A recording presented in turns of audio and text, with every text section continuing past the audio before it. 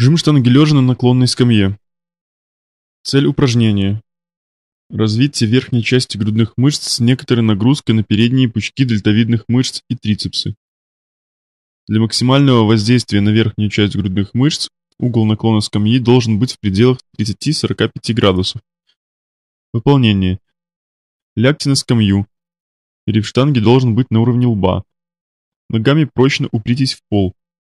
Лопатки прочно упираются в скамью. Возьмитесь за гриф штанги на расстояние чуть шире плеч и снимите штангу со стоек на вытянутые руки. Медленно опустите штангу вниз. Гриф в конечном положении должен располагаться на уровне верхней части грудных мышц, ближе к горлу. Предплечья в нижнем положении должны быть перпендикулярными полу. Если угол больше или меньше, то хват необходимо изменить в большую или меньшую сторону. Опустив штангу без задержки в нижней точке, выжмите ее вверх. В целом движение должно быть плавным. Работающие мышцы. Грудные мышцы, дельтовидные мышцы, трицепс.